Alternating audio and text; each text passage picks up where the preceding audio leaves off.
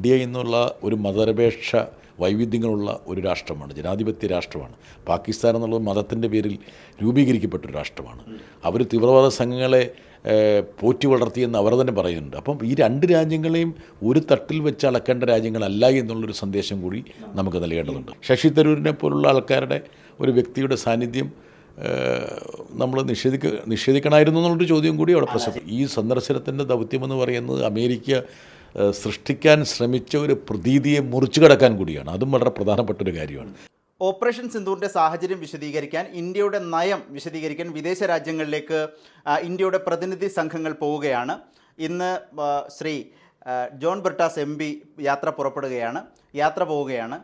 ആദ്യം ഏത് രാജ്യങ്ങളിലേക്കൊക്കെയാണ് പോകുന്നത്? ഞങ്ങളുടെ സംഘം പോകുന്നത് ആദ്യം ജപ്പാനിലേക്കാണ്. ജപ്പാനിന് ശേഷം ഞങ്ങൾ ദക്ഷിണ കൊറിയയ്ക്ക് പോകും. ദക്ഷിണ കൊറിയയ്ക്ക് ശേഷം ഇന്തോനേഷ്യ, സിംഗപ്പൂർ, മലേഷ്യ. ആകെ എത്ര രാജ്യങ്ങളുണ്ട്? 5 രാഷ്ട്രങ്ങളാണ്. ഈ 5 രാഷ്ട്രങ്ങൾക്ക് ഒരുപാട് പ്രത്യേകതയുണ്ടെന്ന കാരണം വെച്ചാൽ ജപ്പാന് വളരെ കൃത്യമായ പങ്ക് ലോകരാഷ്ട്രീയത്തിലുണ്ട്. അതുപോലെ തന്നെ മുസ്ലിം ജനവിഭാഗത്തിന് നല്ല പ്രാധാന്യമുള്ള രാഷ്ട്രങ്ങളാണ് മലേഷ്യ, ഇന്തോനേഷ്യ, അതുപോലെ സിംഗപ്പൂരൊക്കെ. അപ്പം എന്തുകൊണ്ടും ഒരു ജിയോ പൊളിറ്റിക്സിൽ പ്രാധാന്യമുള്ളൊരു മേഖലയാണ്. ഞങ്ങളൊരു 11 ദിവസത്തോളം ഈ രാജ്യങ്ങളിലുണ്ടാവും. വളരെ തിരക്ക് പിടിച്ച ദൗത്യമാണ്. എന്താ കാരണം വെച്ചാൽ ഒരു രാജ്യത്ത് 2 ദിവസത്തേക്കുള്ളിൽ നിൽക്കാൻ പറ്റില്ല. ഒട്ടേറെ മീറ്റിങ്ങുകളാണ് ഇതിനകം തന്നെ ഷെഡ്യൂൾ ചെയ്തിരിക്കുന്നത്. അവിടെയുള്ള മന്ത്രിമാർ, അവിടെയുള്ള പാർലമെൻറ്റ് അംഗങ്ങൾ, അവിടുത്തെ മാധ്യമങ്ങൾ, അവിടുത്തെ തിങ്ക് ടാങ്കുകൾ, അവിടുത്തെ അക്കാഡമിഷ്യൻസ്, സിവിൽ സൊസൈറ്റിയുടെ പ്രധാനപ്പെട്ട വ്യക്തികൾ, അങ്ങനെ എത്തിക്കഴിഞ്ഞാൽ ഏതാനും മണിക്കൂറുകൾക്കുള്ളിൽ ഞങ്ങളുടെ ദൗത്യം ആരംഭിക്കുകയാണ്. ടൈറ്റ് ഷെഡ്യൂളാണ്. എന്താ കാരണം എന്ന് വെച്ചാൽ ഞങ്ങൾക്ക് യഥാർത്ഥത്തിൽ ഒന്ന് റിലാക്സ് ചെയ്യാനോ ശ്വാസം വിടാനോ പറ്റുന്ന രീതിയിലല്ല. ഞാനിപ്പോൾ ഇതിൻ്റെ പരിപാടി ഒന്ന് ഓടിച്ചു നോക്കിയപ്പോൾ തന്നെ ഞങ്ങൾ ടോക്കിയോയിൽ രാവിലെ എത്തിക്കഴിഞ്ഞാൽ, അതായത് രാത്രി യാത്ര ചെയ്ത് ബാങ്കോക്ക് നിന്ന് പിന്നെ എത്തിക്കഴിഞ്ഞാൽ പിറ്റേ ദിവസം രാവിലെ മുതൽ മീറ്റിങ്ങുകൾ തുടങ്ങുകയാണ്. അപ്പോൾ ഇതിനകത്തൊരു ഒരു തരത്തിലും ചിലർ വിചാരിക്കും കറങ്ങാമെന്ന്, പക്ഷേ അത് നടക്കില്ല. ഇത് ശരിക്കും ദൗത്യം എന്താണ്? ഈ സംഘത്തിൻ്റെ ദൗത്യം എന്ത് എന്നാണ് വിദേശകാര്യ മന്ത്രാലയം നിർവഹിച്ചിരിക്കുന്നത്? അല്ല, വിദേശകാര്യ മന്ത്രാലയം, അതായത് നമ്മൾ ഇന്ത്യ കഴിഞ്ഞ കുറേ പതിറ്റാണ്ടുകളായി അനുഭവിക്കുന്ന തീവ്രവാദം എന്നുള്ള ഒരു സംഭവത്തിൻ്റെ പശ്ചാത്തലത്തിലാണ് നമ്മുടെ യാത്ര. ഈ അടുത്ത കാലത്തുണ്ടായിട്ടുള്ള ഈ സംഘർഷത്തിൽ അന്താരാഷ്ട്ര സമൂഹത്തിൻ്റെ സമീപനം എന്തായിരുന്നുവെന്ന് കൃത്യമായി മനസ്സിലാക്കാനും, അതുപോലെ നമ്മുടെ രാജ്യത്തിൻ്റെ ആകുലതകളും ഉത്കണ്ഠകളും സന്ദേഹങ്ങളും പങ്കുവെക്കാനുമുള്ള ഒരു ദൗത്യമാണ്. മറ്റ് രാജ്യങ്ങളെ സെൻസിറ്റൈസ് ചെയ്യുക എന്നുള്ളത്. അവരെ എന്താ കാരണം എന്ന് വെച്ചാൽ പാകിസ്ഥാനെയും ഇന്ത്യയും ഒരേ തട്ടിൽ കാണുന്ന ഒരു സമീപനമാണ് അമേരിക്ക ഉൾപ്പെടെയുള്ള രാഷ്ട്രങ്ങൾ. ഡൊണാൾഡ് ട്രംപ് തന്നെ പറഞ്ഞത് അവരുടെ കാര്യം അവർ തീർക്കട്ടെ എന്നുള്ള നിലയിലായിരുന്നു ഒരു പ്രതികരണം ആദ്യ സമയത്ത് വന്നത്. അല്ല, യഥാർത്ഥത്തിൽ ഈ ഒരു അന്താരാഷ്ട്ര സമൂഹത്തിനെ വഴിതെറ്റിക്കുന്നതിൽ നമ്മുടെ ട്രംപിന് നല്ല പങ്കുണ്ട്.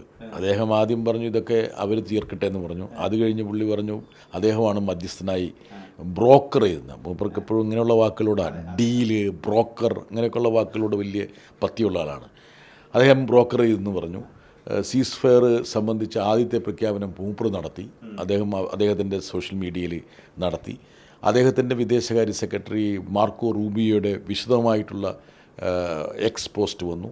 അതായത് പാകിസ്ഥാനിലെയും ഇന്ത്യയിലെയും ഭരണകർത്താക്കളും ബന്ധപ്പെട്ട ആൾക്കാരുമായി ദീർഘമായിട്ടുള്ള സംഭാഷണങ്ങൾ നടത്തിയതിൻ്റെ പശ്ചാത്തലത്തിലുണ്ടായിട്ടുള്ളതാണ് ഈ സീസ് ഫയറെന്നും വെടിനിർത്തലെന്നും, അതുപോലെ ഒരു ന്യൂട്രൽ രാജ്യത്ത് വെച്ച് ഇന്ത്യയും പാകിസ്ഥാനും തമ്മിൽ ചർച്ച ചെയ്യുമെന്നൊക്കെയുള്ള ഒരുപാട് പ്രഖ്യാപനം വന്നു.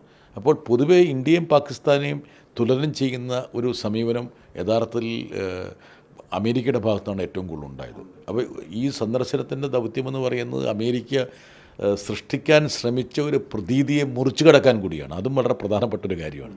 പിന്നെയുള്ളത് ഇന്ത്യ എന്നുള്ള രാഷ്ട്രത്തിൻ്റെ വ്യത്യസ്തതയുണ്ട്. ഇപ്പം നമ്മൾ പാകിസ്ഥാനുമായിട്ട് നമ്മൾ തുലനം ചെയ്യപ്പെടുമ്പോൾ ഇന്ത്യ എന്നുള്ള ഒരു മതനിരപേക്ഷ വൈവിധ്യങ്ങളുള്ള ഒരു രാഷ്ട്രമാണ്, ജനാധിപത്യ രാഷ്ട്രമാണ്. പാകിസ്ഥാൻ എന്നുള്ളത് മതത്തിൻ്റെ പേരിൽ രൂപീകരിക്കപ്പെട്ടൊരു രാഷ്ട്രമാണ്. അവർ തീവ്രവാദ സംഘങ്ങളെ പോറ്റി വളർത്തിയെന്ന് അവർ തന്നെ പറയുന്നുണ്ട്. അപ്പം ഈ രണ്ട് രാജ്യങ്ങളെയും ഒരു തട്ടിൽ വെച്ച് അളക്കേണ്ട രാജ്യങ്ങളല്ല എന്നുള്ളൊരു സന്ദേശം കൂടി നമുക്ക് നൽകേണ്ടതുണ്ട്. മധ്യസ്ഥത വഹിച്ച കാര്യം പറയുന്നുണ്ട്, അതിൽ വലിയ വിമർശനമുണ്ട്. പ്രതിപക്ഷം, പ്രത്യേകിച്ച് കോൺഗ്രസ് പാർട്ടിയൊക്കെ പറയുന്നു അങ്ങനെ ഒരു മധ്യസ്ഥത വഹിച്ചിട്ടുണ്ടോ എന്ന ചോദ്യമുണ്ട്. വിദേശകാര്യ മന്ത്രാലയത്തിൽ നിന്ന് ഈ സംഘത്തിന് കിട്ടിയിരിക്കുന്ന ഒരു വിവരം എന്താണ്? ഈ സംഘത്തിന് മാത്രമല്ല, വിദേശകാര്യ സ്റ്റാൻഡിംഗ് കമ്മിറ്റി യോഗം കഴിഞ്ഞ ദിവസം ഉണ്ടായിരുന്നു. അതിൽ ഒരുപക്ഷെ സമീപകാലത്ത് ഇത്രയും സമഗ്രമായൊരു ബ്രീഫിംഗ് ഉണ്ടാവില്ല. അതായത് 3 മണിക്കൂറിൻ്റെ അപ്പുറത്ത് പിന്നെ ഫോറിൻ സെക്രട്ടറി ഞങ്ങളുടെ യോഗത്തിലിരുന്നു. എണ്ണമറ്റ ചോദ്യശരങ്ങൾ, സന്ദേഹങ്ങൾ, സംശയങ്ങളൊക്കെ ഉണ്ടായിരുന്നു. അതോടൊക്കെ അദ്ദേഹം പ്രതികരിച്ചു. അത് ചിലത് ചിലപ്പോൾ ഞങ്ങൾക്ക് ഉൾക്കൊള്ളാൻ പറ്റാത്ത രീതിയിലായിരിക്കും അദ്ദേഹം പ്രതികരിച്ചിട്ടുണ്ടാവുക. പക്ഷേ ഏറ്റവും പ്രധാനമായി ഉയർന്നു വന്നത് ഈ മധ്യസ്ഥത സംബന്ധിച്ചുള്ള സംഭവമാണ്. അദ്ദേഹം ശക്തിയായിട്ടത് തള്ളിക്കളഞ്ഞു. അങ്ങനൊരു മധ്യസ്ഥത ഉണ്ടായിരുന്നില്ല. അമേരിക്ക ഒരു തരത്തിലും മീഡിയേറ്റ് ചെയ്തിട്ടില്ല. പാകിസ്ഥാൻ ഒരു പ്രത്യേക ഘട്ടത്തിൽ വെടിനിർത്തലിന് നിർബന്ധിക്കപ്പെടുകയാണ് ചെയ്തത്. അവരാണ് നമ്മളെ ബന്ധപ്പെട്ടത്. അപ്പോൾ ഞങ്ങളൊക്കെ ചോദിച്ചു, ഒരുപാട് ചോദ്യങ്ങൾ ചോദിച്ചു. യഥാർത്ഥത്തിൽ ഈ കമ്മിറ്റിയിൽ നടക്കുന്ന കാര്യങ്ങൾ നമുക്കിങ്ങനെ പുറത്ത് പറയാൻ പറ്റില്ലെങ്കിൽ പോലും ഒരുപക്ഷെ പ്രേക്ഷകരുടെ അറിവിന് വേണ്ടിയിട്ട് ഞാൻ സ്പെസിഫിക്കായിട്ട് ചോദിച്ചൊരു ചോദ്യമുണ്ട്. അതായത് നിങ്ങൾ പറയുന്നു അമേരിക്ക മധ്യസ്ഥം വഹിച്ചിട്ടില്ല എന്ന്. അപ്പോൾ അമേരിക്കയെ നിങ്ങൾ അറിയിച്ചിരുന്നോ? നമ്മുടെ ജനങ്ങളെ ഈ വെടിനിർത്തലിനെ കുറിച്ച് അറിയിക്കുന്നതിന് മുമ്പ് നിങ്ങൾ അമേരിക്കയെ അറിയിച്ചിരുന്നു എന്നുള്ളൊരു ചോദ്യം വന്നു. അതിനോടും അദ്ദേഹം പറഞ്ഞു, ഞങ്ങളുടെ ഭാഗത്തുനിന്നൊരു വിവരവും ഞങ്ങൾ അമേരിക്ക കൊടുത്തിട്ടില്ല. അപ്പോൾ എന്തുകൊണ്ടാണ് നമ്മുടെ വെടിനിർത്തൽ പ്രഖ്യാപനം അല്ലെങ്കിൽ 5 മണിക്ക് ഈ പ്രഖ്യാപനം നമ്മൾ നടത്തുന്നതിന് മുമ്പ് എന്തുകൊണ്ടാണ് അമേരിക്ക അതിന് അരമണിക്കൂർ മുമ്പ് നടത്തിയെന്നുള്ളൊരു ചോദ്യം നമ്മൾ ഉന്നയിച്ചിരുന്നു.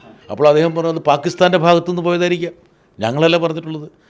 ഇതാണ് അദ്ദേഹം വിദേശകാര്യ ഇക്കാര്യത്തിൽ ശരിക്കും CPM-ൻ്റെ ഒരു സ്റ്റാൻഡ് എന്താണ്?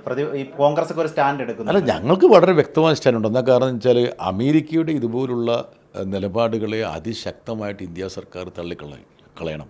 ഇപ്പം ഞാൻ കഴിഞ്ഞ ദിവസത്തെ യോഗത്തിൽ പറഞ്ഞൊരു കാര്യമുണ്ട്. നിങ്ങൾ ഡിനൈ ചെയ്യുന്നുണ്ട്, നിങ്ങളുടെ വക്താക്കൾ ഡിനൈ ചെയ്യുന്നു, നിഷേധിക്കുന്നുണ്ട്.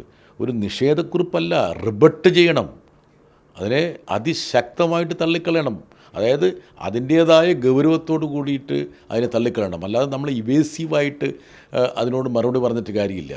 അതാണ് CPM-ൻ്റെ നിലപാട്. ഈ പ്രതിനിധി സംഘങ്ങളെ ചൂസ് ചെയ്തതിൽ, അവരെ തിരഞ്ഞെടുത്തതിലൊക്കെ ഒരു ആശയക്കുഴപ്പം ആദ്യഘട്ടത്തിലുണ്ടായി. പാർട്ടികളോട് കൺസൾട്ട് ചെയ്യാതെയാണ് ഓരോ അംഗങ്ങളെയും സ്വന്തം നിലയ്ക്ക് പിക്ക് ചെയ്യായിരുന്നു. അത് ഒരു ആശയക്കുഴപ്പത്തിന് വഴിയൊരുക്കി. അല്ലേ, ഒരു ബഹുരാഷ്ട്രീയ പാർട്ടികളുടെ, അതായത് മൾട്ടി പാർട്ടി സംവിധാനത്തെ അടിസ്ഥാനപ്പെടുത്തിയുള്ള ഒരു ജനാധിപത്യ സംവിധാനമാണ് നമ്മുടെ. അതുകൊണ്ട് യഥാർത്ഥത്തിൽ ഈ ഗവൺമെൻറ്റിന് രാഷ്ട്രീയ പാർട്ടികളെ കുറേയും കൂടി വിശ്വാസത്തിലെടുക്കണമായിരുന്നു. ഇനി അഥവാ ഗവൺമെൻറ്റിന് ചില വ്യക്തികൾ പോകണമെന്നുള്ള ഒരു നിഷ്കർഷം ഉണ്ടെന്ന് വിചാരിച്ചോളൂ. അങ്ങനെ ഉണ്ടെങ്കിൽ തന്നെ ഇതാ ഞങ്ങളുടെ മനസ്സിൽ ഇന്ന ആൾക്കാരുണ്ട് എന്ന് പറഞ്ഞ് ഒരു രാഷ്ട്രീയ പാർട്ടിയായിട്ടൊരു ചർച്ച നടത്താമായിരുന്നു.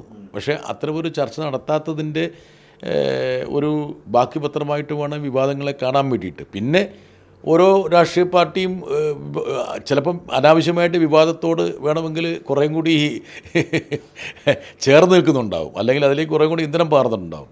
അത് വേറെ കാര്യം. പക്ഷേ ഇത് ചെയ്യാമായിരുന്നു എന്നുള്ളതാണ് എൻ്റെ അഭിപ്രായം. അതിൽ ഞാൻ കോൺഗ്രസ് പാർട്ടിയുടെ ഉത്കണ്ഠകളെ ഞാൻ പൂർണ്ണമായിട്ടും പങ്കുവെക്കുകയാണ്. പക്ഷേ ശശി തരൂരിനെ പോലുള്ള ആൾക്കാരുടെ ഒരു വ്യക്തിയുടെ സാന്നിധ്യം നമ്മൾ നിഷേധിക്കണമായിരുന്നു എന്നുള്ളൊരു ചോദ്യം കൂടി അവിടെ പ്രസക്തമാണ്. ശരിക്കും അവർ ആ ലിസ്റ്റിൽ ശശി തരൂരിനെ ഉൾപ്പെടുത്താതിരുന്നതിലും ഇല്ലേ രാഷ്ട്രീയം? അല്ല, ഒന്ന് കോൺഗ്രസിൻ്റെ ആഭ്യന്തര രാഷ്ട്രീയത്തെക്കുറിച്ച് ഞാൻ സംസാരിക്കുന്നതിൽ അപാകതയുണ്ട്. പക്ഷേ ഒരു അന്താരാഷ്ട്ര ദൗത്യത്തെക്കുറിച്ച് നമ്മൾ ചിന്തിക്കുമ്പോൾ ശശി തരൂരിൻ്റെ സാന്നിധ്യം ആരും ഒരുപക്ഷെ അടിവരയിടും. എന്താ കാരണം വെച്ചാൽ കോൺഗ്രസ് പാർട്ടി തന്നെയല്ലേ അദ്ദേഹത്തിന് വിദേശകാര്യ സ്റ്റാൻഡിംഗ് കമ്മിറ്റി ചെയർമാനായിട്ട് നാമനിർദ്ദേശം നൽകിയത്. അപ്പം വിദേശകാര്യ സ്റ്റാൻഡിംഗ് കമ്മിറ്റിയുടെ ചെയർമാൻ, ഇപ്പം ഞാനും അദ്ദേഹം ഒരു സ്റ്റാൻഡിംഗ് കമ്മിറ്റിയിൽ മെമ്പർമാരാണ്. 31 MP-മാരുള്ള ഒരു സ്റ്റാൻഡിംഗ് കമ്മിറ്റിയുടെ ചെയർമാൻ സ്ഥാനം അദ്ദേഹത്തിന് അലങ്കരിക്കാമെങ്കിൽ 7 or 8 MP-മാർ പോകുന്നൊരു സംഘത്തിൻ്റെ അധ്യക്ഷ പദവി അദ്ദേഹത്തിന് അലങ്കരിച്ചുകൂടെ എന്നൊരു ചോദ്യം ഉയർന്നു വന്നാൽ അതിനോട് എങ്ങനെ കോൺഗ്രസ് പ്രതികരിക്കും? അതാണ് ഞാൻ എൻ്റെ ചോദ്യം കേട്ടോ. വളരെ പ്രധാനപ്പെട്ട കാര്യമാണ്. ഏതായാലും ഇന്ന് ജോൺ ബ്രിട്ടാസ് MP, ഒപ്പം ET മുഹമ്മദ് ബഷീർ MP, ശശി തരൂർ, ഇങ്ങനെ 3 മലയാളികൾ രാജ്യത്തിൻ്റെ നയം പറയാൻ വിദേശ രാജ്യങ്ങളിലേക്ക് പോകുന്ന അഭിമാനകരമായ കാര്യമാണ്. എല്ലാവിധ ആശംസകളും നേരുന്നു. പോകണമെന്നില്ല കേട്ടോ. എന്താ കാരണം എന്ന് വെച്ചാൽ ശശി തരൂരൊക്കെ എനിക്കൊന്ന് 2-3 ദിവസം കഴിഞ്ഞിട്ടാണ് പോകുന്നത്. ഓരോ സംഘവും ഓരോ 21, 22, 23, 24 അങ്ങനെ പല ഡേറ്റുകളിലായിട്ടാണ് പോകുന്നത്. ഏതായാലും എല്ലാ ആശംസകളും നേരുന്നു. വീഡിയോ ജേർണലിസ്റ്റ് വിജിത്ത് ഊർക്കടവനൊപ്പം റിപ്പോർട്ടർ ആദിൽ പാലോട്, റിപ്പോർട്ടർ, ദില്ലി.